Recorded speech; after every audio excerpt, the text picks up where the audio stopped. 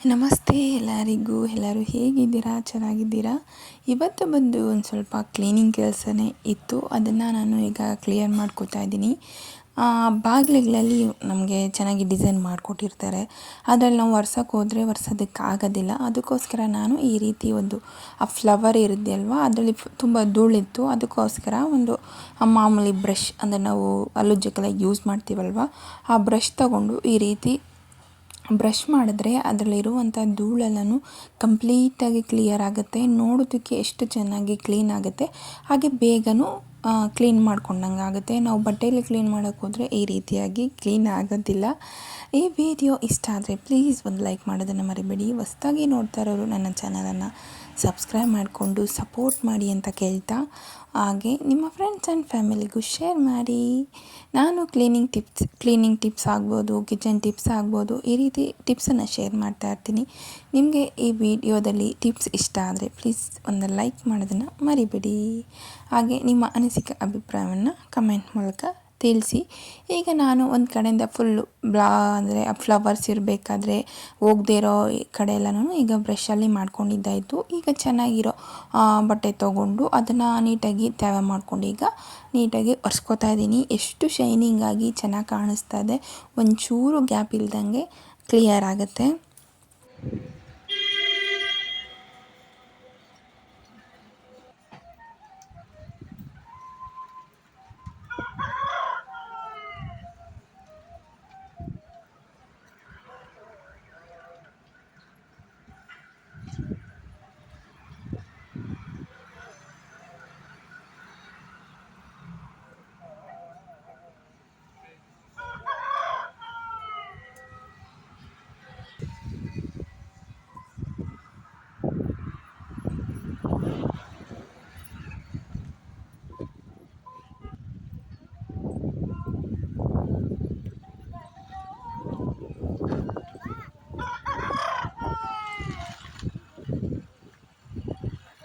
ಅಂತಕೊರ್ಕಲ್ಲಡ್ಕಪ್ಪ ಏನೋ ಅತ್ ನೀವು ಹೊರಮಾಟೋದೇಳು ಸುಮ್ಮ ಇಪ್ಪ ಹನಿ ಕೊಡ್ತಾರೆ.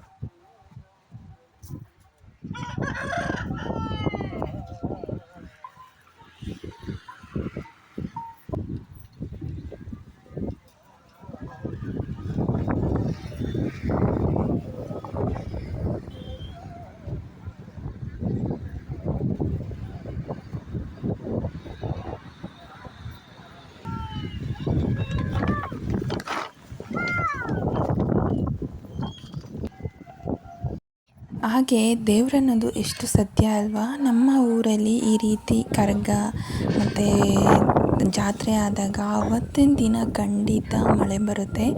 ಈಗ ಜಾತ್ರೆ ನಾಳೆ ಅಂದಾಗ ಇವತ್ತು ಮಳೆ ಬರ್ತಿದೆ ನೋಡಿ, ಎಷ್ಟು ಸತ್ಯ ಅಲ್ವಾ ಇದು. ತುಂಬ ಚೆನ್ನಾಗಿ ಗಾಳಿ ಬರ್ತಾಯಿತ್ತು, ಹಾಗೆ ದಪ್ಪ ದಪ್ಪ ಹನಿಗಳು ಬೀಳ್ತಾಯಿತ್ತು, ಹಾಗೆ ಸ್ವಲ್ಪ ಬಿಸಿಲೂ ಇತ್ತು. ಇದು ಎಷ್ಟು ಸತ್ಯ ಅಂತ ಅನಿಸುತ್ತೆ ನನಗೆ. ನೆಕ್ಸ್ಟು ನಾನು ಸ್ನಾನ ಎಲ್ಲ ಮುಗಿಸ್ಕೊಬಂದು ಈಗ ಕಳಶಕ್ಕೆ ರೆಡಿ ಮಾಡಿ ಆರತಿ ಮಾಡಬೇಕಿತ್ತು ದೇವ್ರಿಗೆ. ಅಮ್ಮ ಒಂದು ಕಡೆ ಎಲ್ಲ ನೀಟಾಗಿ ಅದನ್ನು ಇಟ್ಟು ಮಾಡ್ಕೋತಾಯಿದ್ರು. ನಾನು ಅಷ್ಟರಲ್ಲಿ ದೇವ್ರನ್ನ ಕಳಶ ಎಲ್ಲ ಕುಂಡ್ರಿಸ್ಬಿಡ್ತೀನಮ್ಮ, ನೀನು ಇದನ್ನು ಮಾಡ್ಕೊ ಅಂತ ಹೇಳ್ಬಿಟ್ಟು ಮೊದಲಿಗೆ ಆರತಿಯನ್ನು ಮಾಡಿಟ್ವಿ.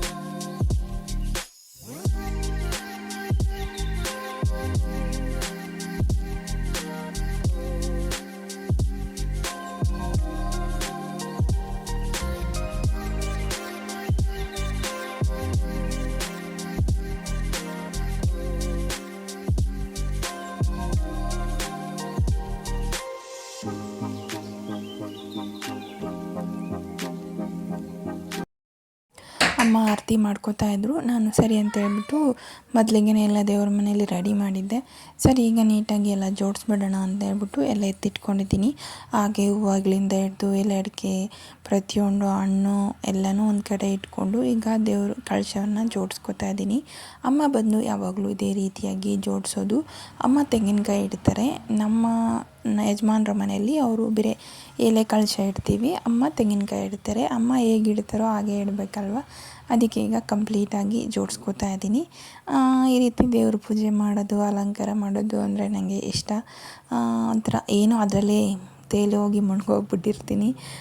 ಚೆನ್ನಾಗಿ ಬರಬೇಕು ಅಲಂಕಾರ ಅಂತ ಹೇಳ್ಬಿಟ್ಟು ಈಗ ನೋಡ್ಬೋದು ಎಲ್ಲ ರೆಡಿ ಮಾಡ್ಕೋತಾ ಇದ್ದೀನಿ.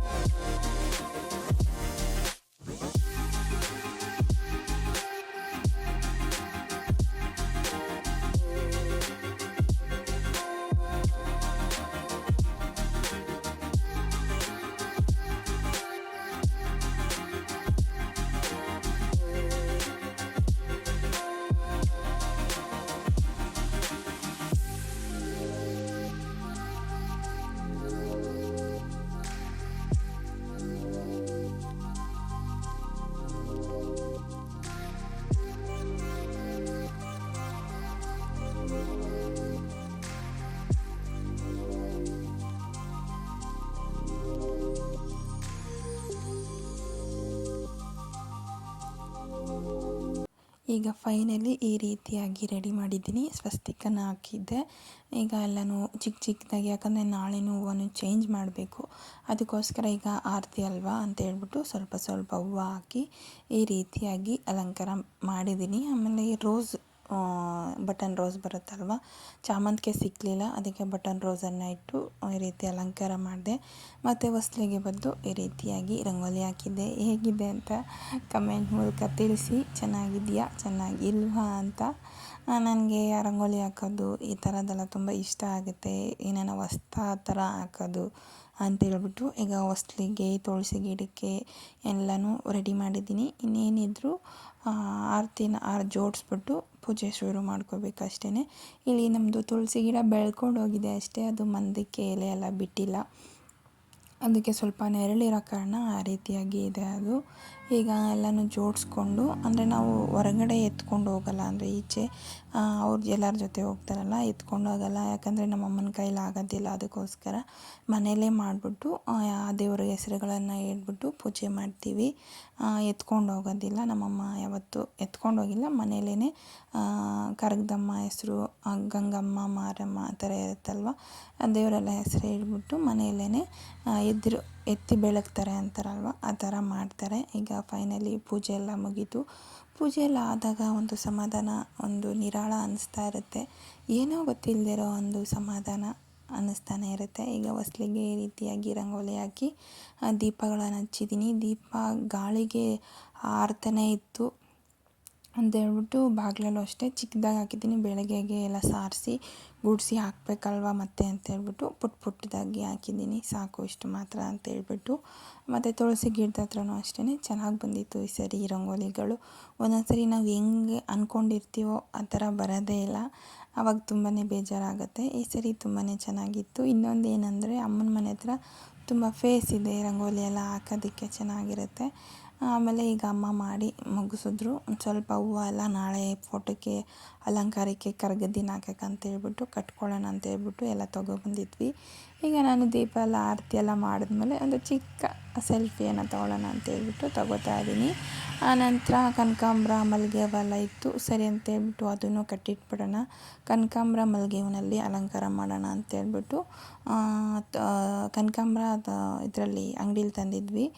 ಇನ್ನು ಮಿಕ್ಕಿದ್ದು ಮಲ್ಲಿಗೆ ಹೂವೆಲ್ಲ ಒಂದು 2-3 ದಿನದ್ದು ಸ್ಟೋರ್ ಮಾಡಿಟ್ಟಿದ್ವಿ ಫ್ರಿಜ್ಜಲ್ಲಿ ಬಾಕ್ಸಲ್ಲಿ ಹಾಕಿ. ಅದನ್ನೇ ಹಾಕಿ ಅಲಂಕಾರ ಮುಗಿಸ್ಕೊಳ್ಳೋಣ ಅಂತ ಹೇಳ್ಬಿಟ್ಟು ಈಗ ನೀಟಾಗಿ ಅದನ್ನು ಸ್ಟೋರ್ ಮಾಡಿ ಬಾಕ್ಸಲ್ಲಿ ಹಾಕಿ ಎತ್ತಿಟ್ರೆ ಏನು ಕೆಂಪಗಾಗೋದಿಲ್ಲ, ವೈಟಿಗೆ ಚೆನ್ನಾಗಿ ಕಾಣಿಸುತ್ತೆ. ಈಗ 2 ದಿನದ್ದು ಸ್ಟೋರ್ ಮಾಡಿದ್ದೀನಿ ಸಾಕು ಅಂತ ಹೇಳ್ಬಿಟ್ಟು. ಸೊ ಎಲ್ಲ ಕೆಲಸ ಮುಗಿತು. ಈಗ ಹೂವು ಬೇರೆ ಕಟ್ಟಿದ್ದಾಯಿತು. ಇಷ್ಟು ಕೆಲಸ ಮುಗಿಸಿ ದೇವ್ರ ಪೂಜೆ ಮಾಡಿ ಹೀಗೆ ತಿಂದುಬಿಟ್ಟು ಮಲ್ಕೋಬೇಕು.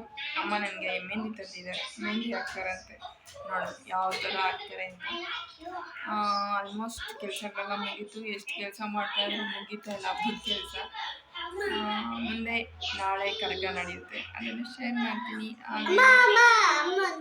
ಏನು ಬೇಕಮ್ಮ? ಫೋನ್ ಬೇಕಮ್ಮ? ನಮ್ಮ ಹುಡುಗನ ಫೋನ್ ಬೇಕಂತೆ, ನಾವು ಕೊಡೋದು ಅಲ್ವಾ? ಫೋನ್ ಮಾತ್ರ ಮಕ್ಕಳಿಗೆ ಕೊಡಬೇಡಿ, ಅದು ತುಂಬಾ ಕೆಟ್ಟದ್ದು.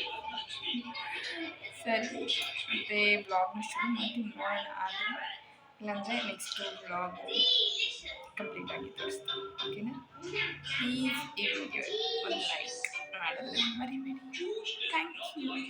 ಇಲ್ಲಿ ಆರ್ಚ್ ಹಾಕಿದ್ದಾರೆ, ಆದರೆ ನೀಟಾಗಿ ಕಾಣ್ತಾ ಇಲ್ಲ. ಅಂದರೆ ಶಿವ ಪಾರ್ವತಿನ ಹಾಕಿದ್ದಾರೆ, ಅಷ್ಟು ನೀಟಾಗಿ ಕಾಣ್ತಿಲ್ಲ, ತುಂಬ ಜಾಸ್ತಿ ಬೆಳಕು ಕಾಣ್ತಿದೆ, ನೋಡ್ಬೋದು. ಈಗ ಇವತ್ತಿಂದ ಹಬ್ಬ ಶುರು, ಇವತ್ತಿಂದ ಆರತಿ, ನಾಳೆ ಕರ ಹಬ್ಬ. ಇದೇ ಥರ ನಡೀತಾ ಇರುತ್ತೆ ಎಲ್ಲ ಹಳ್ಳಿಯಲ್ಲಿ. ಈಗ ಆಲ್ಮೋಸ್ಟ್ ಎಷ್ಟೊಂದು ಊರಲ್ಲೆಲ್ಲನೂ ಕರ್ಗ ಊರ ಹಬ್ಬಗಳು ನಡೀತದೆ, ತುಂಬ ಊರಲ್ಲಿ ನಡೀತಾ ಇದೆ. ನಿಮ್ಮ ಯಾವ್ಯಾವ ಊರಲ್ಲಿ ನೀವು ನನ್ನ ವೀಡಿಯೋಸ್ ನೋಡ್ತಿರೋರಲ್ಲಿ ಯಾವ ಊರಲ್ಲಿ ಕರಗ ಆಗಿದೆ ಅಂತ ಪ್ಲೀಸ್ ನನಗೆ ಕಮೆಂಟ್ ಮಾಡಿ ತಿಳಿಸಿ, ಗೊತ್ತಾಗುತ್ತೆ. ನಮ್ಮ ಹಸು ಇನ್ನು ಇಲ್ಲೇ ನಿಂತಿದೆ, ಈಗ ಒಳಗಡೆ ಕಟ್ಟಬೇಕು. ಸ್ವಲ್ಪ ಗಾಳಿ ಅಲ್ವಾ, ಕಟ್ಟೋಣ, ಸೆಕೆಯಲ್ಲಿ ಪಾಪ ಅಲ್ಲೂ ಒಳಗೆ ಇರೋಕ್ಕಾಗಲ್ಲ ಅಂದ್ಬಿಟ್ಟು ಇಲ್ಲಿ ಕಟ್ಟಬೇಕು. ಅದು ನೋಡಿ ಗಂಜಲ ಮಾಡಿದೆ, ಸಗಣಿ ಹಾಕಿದೆ, ಇದೆಲ್ಲ ಮಾಡ್ಕೊಂಡಿದ್ದೆ. ಇಲ್ಲ ಗಲೀಜು ಮಾಡ್ಕೊಬಿಡುತ್ತೆ. ಈಗ ಕರ್ಕೊಂಡೋಗಿ ಕಟ್ಟಬೇಕು ಒಳಗಡೆ. ಇದು ನಮ್ಮಮ್ಮನ ಏನಂತಾರೆ ಇದಕ್ಕೆ, ಮೆಹಂದಿ ಡಿಸೈನ್. ಇಂಥರೆಲ್ಲ ಡಿಸೈನ್ ನೋಡ್ರಮ್ಮ ನೀಯೇ.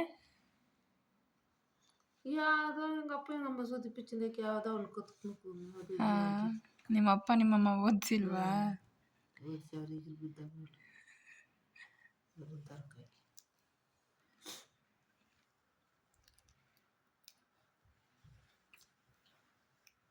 ತಗ್ಲೂಡ್ಸೆ ನಮ್ಮ ಅಮ್ಮನ ಡಿಸೈನ್ ಹೀಗಿದೆ. ವಿಶಾಲ್, ನೀನೊಂದು ಕೈಗೆ ಹಾಕ್ಬರೋ, ಮೆಹಂದಿ ಹಾಕ್ತೀಯಮ್ಮ ನನಗೆ? ಬಂದ ಎಲ್ಲ ಧ್ವಂಸ ಮಾಡಾಕ್ಬಿಟ್ಟ. ಹೊರರ್ ಎರಡ್ಲಕ್ಕೂ ಹೊರರ್ ಥರ ಡಿಸೈನಾ? ನಿಮ್ಮ ಮನೇಲೂ ಅಮ್ಮಂದಿರಿದ್ರೆ ಈ ಥರ ಹಾಕ್ಸ್ಕೊಳ್ಳಿ, ಚೆನ್ನಾಗಿರುತ್ತೆ. ಮೆತ್ಕೊಬಿಡ್ತು. ಅವ್ರಿಗೆ ಗೊತ್ತಿರೋ ಥರ ಡಿಸೈನ್ ಹಾಕ್ತಾರೆ. ಅವಲಮ್ಮ ವಿಶಾಲ್, ಅಜ್ಜಿ ಚೆನ್ನಾಗಿ ಆಗ್ತೈತೆ ಮೆಹಂದಿ? ಅದಕ್ಕೆ ಹೇಳೋದು ಮೆಹಂದಿ ಕಲ್ತ್ಕೊಬೇಕು, ಕೈಯಲ್ಲಿ ಚೆನ್ನಾಗಿ ಹಾಕೋಬೋದು ಅಂತ. ಏನಮ್ಮ ಅದು ಆರ್ಟಾ? ಆರ್ಟ್ ಮಾತ್ರನೇ ತರೀದು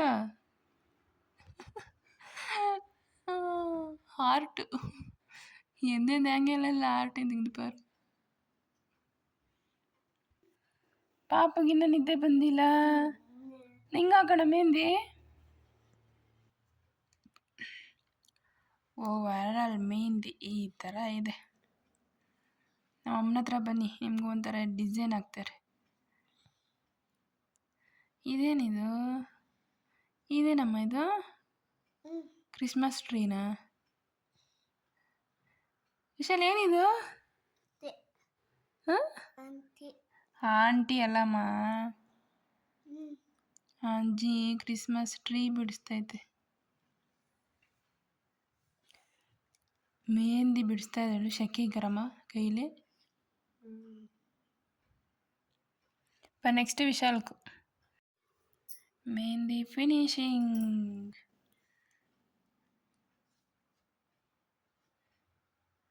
ಇಂಥರ ಮೆಹಂದಿ ಪೋಡಿಸ್ಕಿರ್కి 6 ವರ್ಷಕ್ಕೆ ನಾನು ಬರೋಣ ಅಲ್ಲಮ್ಮ. ಒಂದೊಂದು ಬೆರಳಿಗೂ ಒಂದೊಂದು ವಿಚಿತ್ರ. ಅಪ್ಪಡ ಇದು ನಣದ ಉನ್ಕೋ ಅಲ್ಲ ನಣತ್ತಾನೆ ಉನ್ಕೋ.